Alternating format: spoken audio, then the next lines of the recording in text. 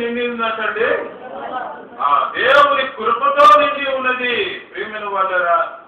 కాబట్టి లోకము దేవుని కృపతో ఎందుకు నిండి ఉన్నదంటే, లోకమంతా ఎట్లుందట, చెడిపోయినదిగా ఉంటా ఉంది. ప్రియమైన వాళ్ళ, లోకంలో ఉన్న మానవులందరూ కూడా పాపములు బట్టి పడిపోయిన స్థితిలో ఉండి చెడిపోయిన వారుగా ఉంటా ఉన్నారు. అటువంటి వారిని రక్షించడానికి దేవుడు లోకమును ఎంతో ఎంతో ప్రేమించి వర్ణించినాడు. తన యొక్క ఉన్న కృప, తన యొక్క ఉన్న ఏకైక కుమారుడు, ఏ కృపలోనైతే, ఏ నామములోనైతే రక్షణ ఉందో, రక్షణకు కారణభూతుడైన ఆ కృపకు సాదృశ్యమైన దేవుని కుమారుడు, ఈ దేవుడే, కృప కలిగిన దేవుడే నీ కొరకు నా కొరకు లోకానికి పంపించి ఆ కృప ఏం చేస్తా వచ్చిందట, భూమి అందంతటా ఆవరిస్తా ఉంది.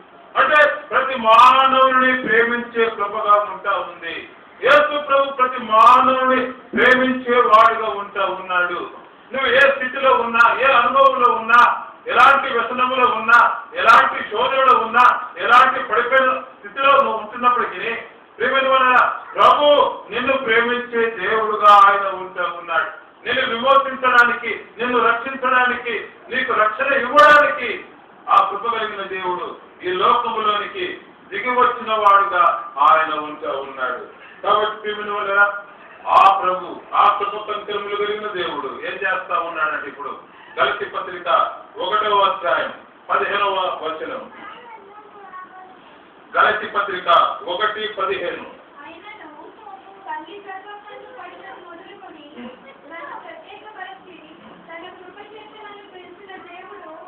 కృప చేత నన్ను పిలిచిన దేవుడు ప్రేమిన వాళ్ళరా.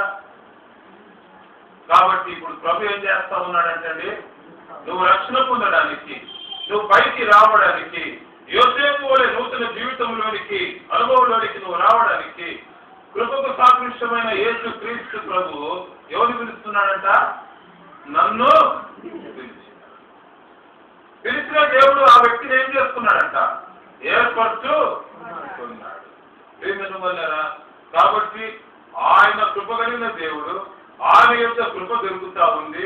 కృపకు సాదృశ్యమైన యేసు క్రీస్తును నీ కొరకు నా కొరకు లోకములోనికి పంపించి ఆ యేసు నామంలో కృప ద్వారా రక్షణ పొందడానికి యేసు ప్రభు నేను నన్ను ఏం చేస్తా ఉన్నాడంట, కృప కలిగిన దేవుడు నిన్ను నన్ను పిలుస్తా ఉన్నాడంట. వాటి నిన్ను కూడా పిలిచినాడేమో. నీ స్థితిని చూసి, నీ జీవితాన్ని చూసి, నీ పడిపోయిన జీవితాన్ని చూసి కృప కలిగిన దేవుడు నీ పేరు బట్టి నిన్ను పిలుస్తా ఉన్నాడేమో.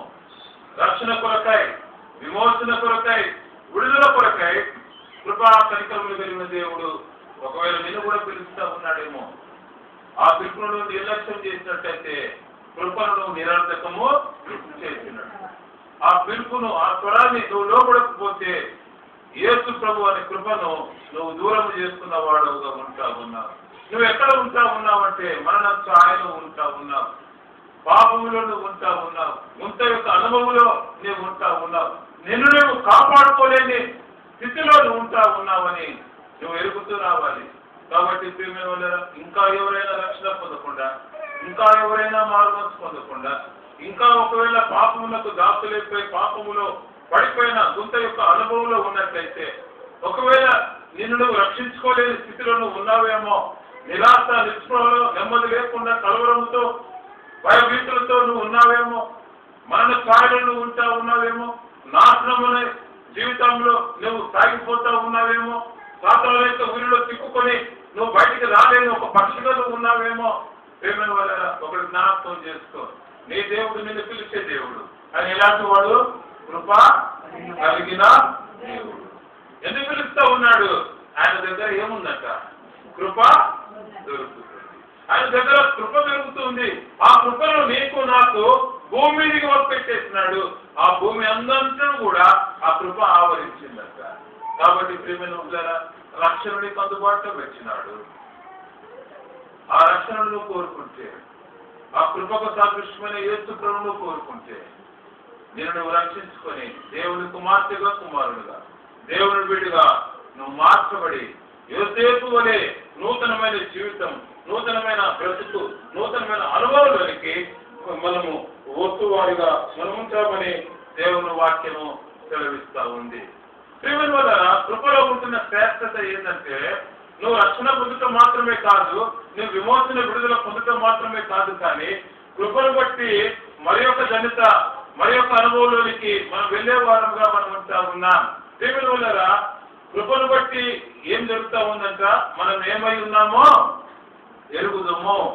భక్తుడైన పౌలు చెప్తా ఉన్నాడు, నేను ఏమై ఉన్నానో అది దేవుని కృపను బట్టే. ప్రియమైన వల్ల ఎప్పుడైతే సౌలు దేవుని కృప కిందికి వస్తూ వచ్చినాడో, ఎప్పుడైతే సౌలు దేవుని కృప ద్వారా ఆవరించబడుతూ ఉన్నాడో, ఎప్పుడైతే దేవుని కృపను తాను కోరుకుంటూ వచ్చినాడో, అనగా యేసు ప్రభును తాను కోరుకుంటూ వచ్చినాడో, ఎప్పుడైతే తాను యేసు ప్రభు కుమారుడిగా మార్చబడుతూ వస్తా ఉన్నాడో, ఇప్పుడు తను ఏం ఎరగగలిగినాడండి, నేనేమై ఉన్నానో అది దేవుని కృప. అంటే నేను దేవుని కృపకు రాకమునుపు నేనేంటి పౌలుని అడిగితే చెప్తాడు, పౌలా నువ్వు దేవుని కృపకు రాకమునుపు, దేవుని కృప నేను ఆవరించక మునుపు, దేవుని కృపలో నువ్వు దాగి ఉండి నిలిచి ఉండక మునుపు నువ్వు ఏంటి అని మనం పౌలుని అడిగితే పౌలు ఏం చెప్తాడు, పాపులలో ప్రథమ పాపిని. ఎవరండి? ఎవరైతే దేవుని కృపకు దూరముగా ఉంటారో వారు ఎవరంట? పాపి అని దేవుని వాక్యం సెలవిస్తూ ఉంది. ఎవరైతే దేవుని కృప కిందికి వస్తారో వారు ఏ సత్యాన్ని ఎదుగుతారంటే, అయ్యో నేను పాపిని కదా, ఇలాంటి పాపిని కృప కలిగిన దేవుడు ప్రేమిస్తూ వచ్చినాడు, ఇలాంటి పాపి కొరకు కృపా కనికరమైన దేవుడు తన ప్రాణాన్ని పెడుతూ వచ్చినాడు. కాబట్టి పౌలు ఏమి ఎరగలిగినాడంటే, దేవుని కృప కిందికి వచ్చినప్పుడు తాను ఏమై ఉన్నాడో అంటే, రాకమునుపు నేను పాపిని, రాకమునుపు నేను దూషకుడును, రాకమునుపు నేను హింసకుడును, రాకమునుపు నేను దేవుని అవమానపరిచిన వాడను అని తాను ఎరగగలుగుతూ, ఎప్పుడైతే నేను దేవుని కృపలోనికి వచ్చినానో, దేవుని కృప కిందికి వచ్చినాను, యేసు ప్రభు నీడలోనికి వచ్చినాను, యేసు ప్రభు యొక్క అర్థంలోనికి నేను వచ్చినాను, ఇప్పుడు నేనేంటో అది కూడా నాకు తెలిసిపోతా ఉంది. ఇప్పుడు నేనేంటి?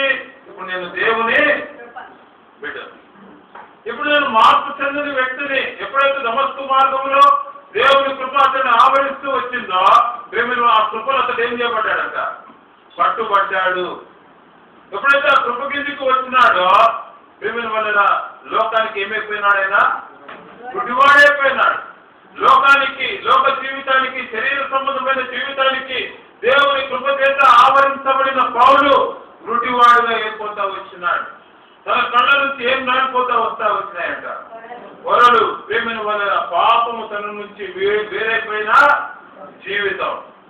తర్వాత కృపను బట్టి ఆయన ఎక్కడికి వచ్చినాడు? దేవుని సన్నిధిలోకి వచ్చినాడు. కృపను బట్టి తాను దేవునికి అర్పించుకునే అనుభవంలోకి వస్తా ఉన్నాడు. ఇంకేం చెప్తా ఉన్నాడు? కృపను బట్టి నేను ఎటువంటి జీవితాన్ని జీవించిన, నేను మంచి పోరాటము పోరాడు. కృపను బట్టి నా పరుగు కడగొట్టుతుంది, కృపను బట్టి నా విశ్వాసము కాపాడుతుంది. ఇదిగో కృపను బట్టి నా కొరకు ఏముంది? జీవి కిరీటము, నీతి కిరీటము ఉంచబడతా ఉంది. కాబట్టి ఆ కృప కిందికి వచ్చిన పౌలు తాను ఏమై ఉంటా ఉన్నాడో, తన జీవితం ఏమై ఉంటా ఉందో, తన గురి ఏమై ఉంటా ఉందో, తన బహుమానం ఏమై ఉంటా ఉందో, తన నిరీక్షణ ఏంటిదో తాను ఎరగగలిగిన అనుభవంలోనికి వస్తా ఉన్నాడు. ప్రేమ వల్ల యేసు ప్రభు నామం కిందికి నువ్వు రాకపోతే, యేసు ప్రభు అనే కృప కిందికి నువ్వు రాకపోతే నీవేమిటో, నీ స్థితి ఏంటో, నీ బ్రతికేంటో మనము ఎరగాం. ఎందుకంటే ఈ లోక సంబంధమైన సాతాను దూత మరి అపవాది మన మనోనేత్రులకు ఏం కలుగజేస్తా ఉంది?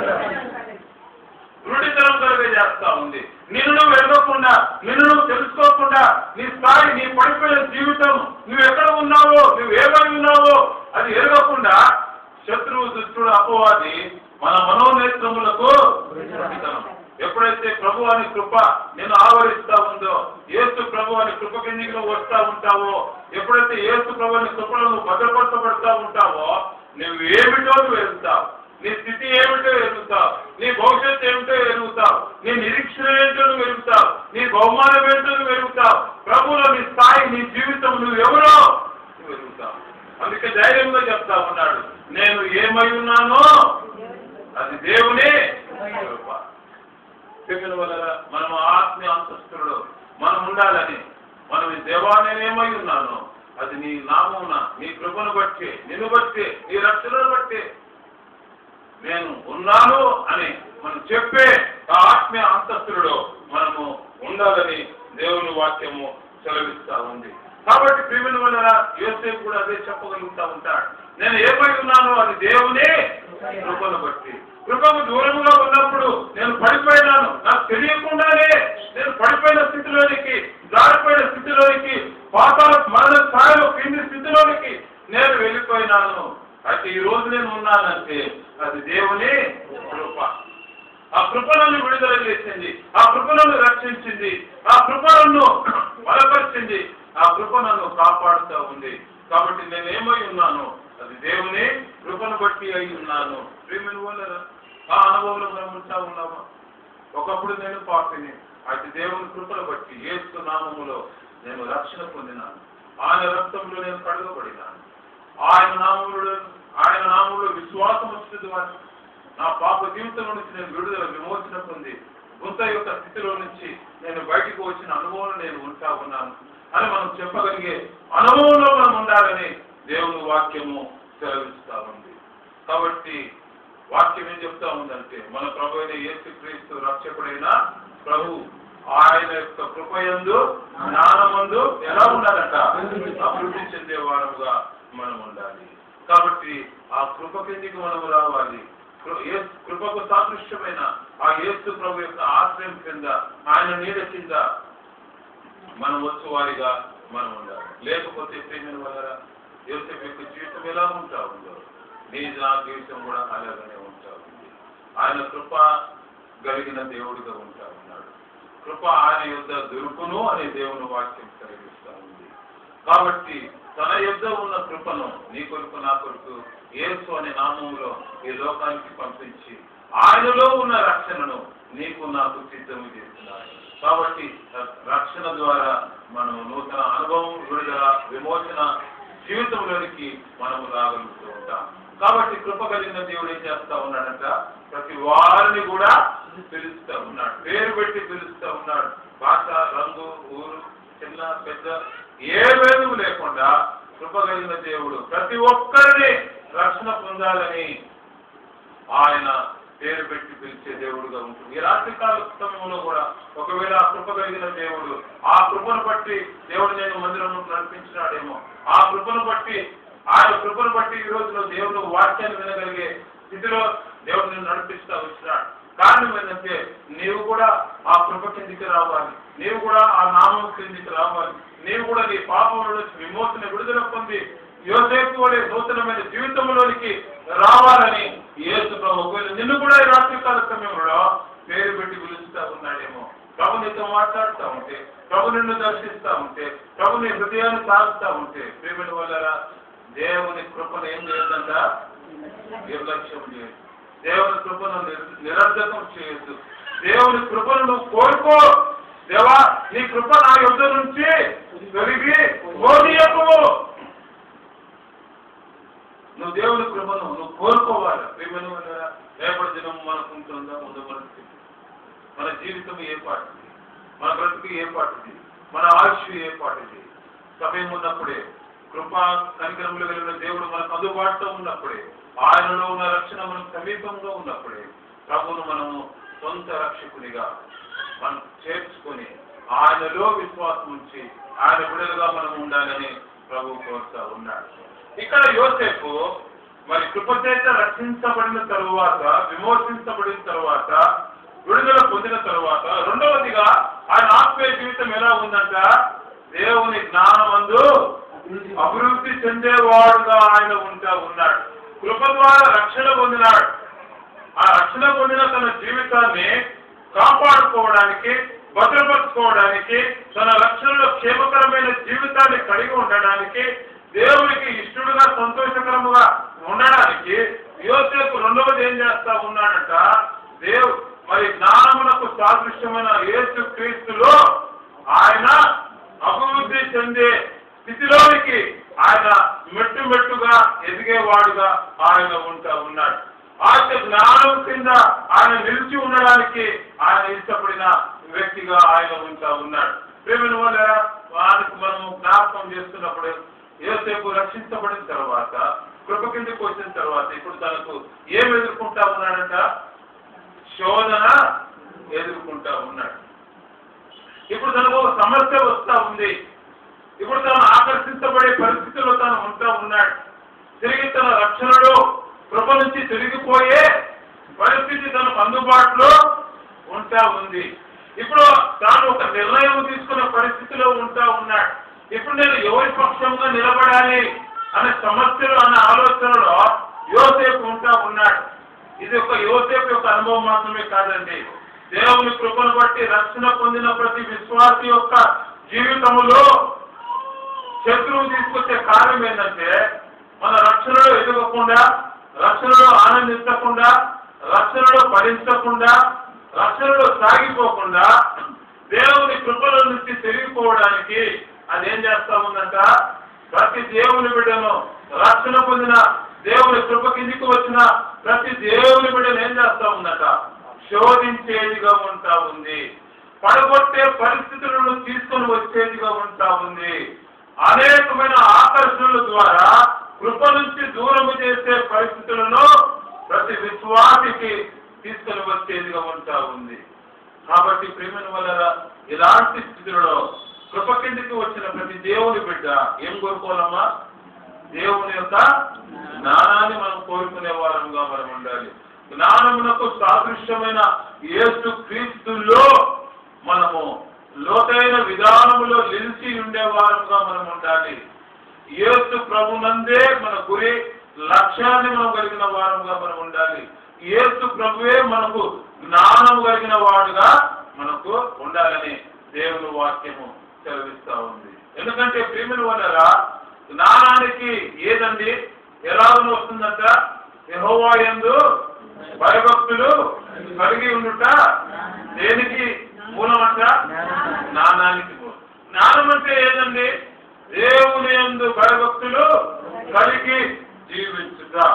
కాబట్టి దేవుని యందు భయభక్తులు కలిగిన వాడు ఎట్లుంటాడంట, చెడుతనమును అసహించుకుంటాడు, చెడుతనములకు దూరముగా ఉంటాడు.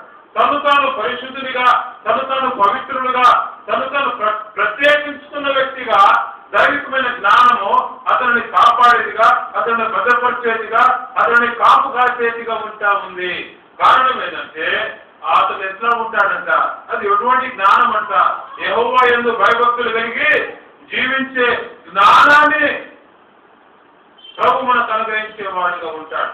ఆయన మనం గురిగా పెట్టుకుంటే, ఆయన మనం ఆధారం చేసుకుంటే, ప్రభువైన క్రీస్తు నీవే నా జ్ఞానం, నీవే నా సమస్తము అని మనము చూస్తూ ఉన్నట్లయితే మనకున్న శోధన, మనకున్న సమస్య, మనకున్న పరిస్థితులలో ఆయన నిన్ను నన్ను త్రొట్టిల్లిపోకుండా, పడిపోకుండా, కృపకు దూరం కాకుండా ఆయన మనలను కాపాడే దేవుడుగా ఆయన ఉంటా ఉన్నాడు.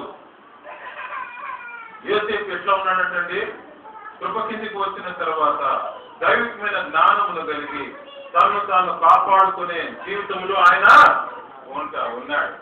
ఒకనొక సమయంలో రాజు భార్య ద్వారా తనకి ఏమొస్తా ఉందంట, శోధన వస్తా ఉంది. పాపము తనకు అందుబాటులో ఉంది, పాపము తనకు సమీపముగా ఉంది, ఆకర్షణ తనకు సమీపముగా ఉంది, సమయము తనకు అనుకూలంగా ఉంటా ఉంది, ప్రేమల వల్ల పరిస్థితులు తనకు అనుకూలంగా ఉంటా ఉన్నాయి. ఇప్పుడు తనకు ఆలోచన, ఇప్పుడు తనకు తీర్మానం, నేను ఎక్కడ ఉండాలా, ఎవరి పక్షంగా ఉండాలా, ఎవరికి ఇష్టలుగా ఉండాలా, నేను ఏ కార్యం చేయాలి, నా నిర్ణయం ఏంటి, నా తీర్మానం ఏంటి. ప్రేమల వల్ల ఒక మరి సందిగ్ధలో తను ఉన్నట్టుగా మనం చూస్తూ ఉంటున్నా. అయితే జ్ఞానములకు సాదృశ్యమైన ఆధారమైన క్రీస్తులో ఆయన నిలిచిన వాడుగా ఉంటా ఉన్నాడు. క్రీస్తే తన జ్ఞానమై ఉంటా ఉన్నాడు. కాబట్టి ఎటువంటి తీర్మానం చేసుకున్నాడండి, ఎటువంటి జీవితాన్ని ఆయన కోరుకున్నాడంటే చెడుతనములకు దూరంగా ఉండే జీవితాన్ని కోరుకున్నాడు. తను తాను పరిశుద్ధుడుగా ఉండే జీవితాన్ని కోరుకున్నాడు. తను తాను కాపాడుకునే జీవితాన్ని కోరుకున్నాడు. ఏ కృప ద్వారా అయితే రక్షణ పొందినాడో ఆ రక్షణను భయముతో మనుగుతో కాపాడుకునే జ్ఞానాన్ని కలిగిన వాడిగా ఉన్నాడు. తను తాను ప్రేమిల వల్ల ఒక ప్రత్యేకించబడిన దేవుని బిడ్డగా, దేవుని సాక్షిగా, దేవుని వైపు నిలిచిన వ్యక్తిగా ఆయన తీర్మానం చేసుకున్న వాడిగా ఉన్నాడు. తన జ్ఞానం కాదండి, తన ఆలోచన కాదు, తన ఏది కూడా కాదు, క్రీస్తు యేసు యొక్క జ్ఞానము ఆయనను కాపాడిదిగా దానిని కోరుకున్నాడు. దాంట్లో నిలిచి ఉన్నవాడుగా ఉన్నాడు. ఆ జ్ఞానం ఎటువంటి విధానములు ఆయన ఆలోచిస్తూ ఉన్నాడంటే, నేను ఈ పాపము చేసి, నేను ఈ కార్యము చేసి, నేను ఈ చెడుతనము చేసి దేవునికి విరోధముగా నేను ఎట్లా పాపం చేయాలా? దేవుని వల్ల అది ఎటువంటి జ్ఞానము? దేవుని పక్షముగా ఆలోచించే జ్ఞానం. నీ జ్ఞానము నీ గురించి ఆలోచిస్తా ఉంది. నీ జ్ఞానము నీ విషయము, నీ కుటుంబ విషయం, నీ బిడ్డల విషయమే. ప్రేమను వల్ల అది దైవికమైన జ్ఞానము. ప్రేమను వల్ల దేవుని పక్షముగా, దేవుని మనస్సుతో, దేవుని ఆలోచనతో అది మనను కాపాడుతూ ఉంది. కారణం ఏంటంటే కృప ద్వారా రక్షణ పొందిన యోసేపు ప్రభువే తనకు జ్ఞానముగా ఉన్నాడు. ఆ జ్ఞానంలో ఆయన నిలిచిన వాడుగా ఉన్నాడు. కాబట్టి ఆ జ్ఞానం ఆయన ఏం చేసిందంటే పాపములో నుంచి కాపాడింది, శోధనలో నుంచి కాపాడింది, ప్రతి విధమైన నష్టం నుంచి కాపాడింది. అంత మాత్రమే కాదు, ఆ జ్ఞానము ఆయనను పరిశుద్ధునిగా ఉండేటట్లుగా చేసింది. తాను దేవునికి ఇష్టడుగా ఉండేటట్లుగా చేసింది. దేవుని పక్షంగా నిలిచేటట్లుగా చేసింది. తాను తన రక్షణను కాపాడుకొని అనుభవంలోనికి నడిపిస్తా వచ్చింది. కాబట్టి ప్రేమ వల్ల రక్షణ పొందిన ప్రతి దేవుని బిడ్డ క్రీస్తు యేసు యొక్క జ్ఞానం ముందు ఎట్లా ఉండాలంటే మనము అభివృద్ధి చెందేవారుగా మనం ఉండాలి. ఎందుకు అభివృద్ధి చెందాలంటే శత్రువు పొంచి ఉన్నాడు, అపవాది పొంచి ఉన్నాడు, పడిపోయే పరిస్థితులు అందుబాటులో ఉన్నాయి, ఆకర్షణ అందుబాటులో ఉన్నాయి. ప్రేమ వల్ల కృప నుంచి తొలగిపోయే మరి పరిస్థితులు ఉన్నాయి. వీటిలో మనం స్థిరులుగా నిలబడాలంటే మన జ్ఞానము కాదు, కానీ జ్ఞానమునకు సాదృశ్యమైన క్రీస్తు ప్రభువే మనం ఆధారము చేసుకోవాలి.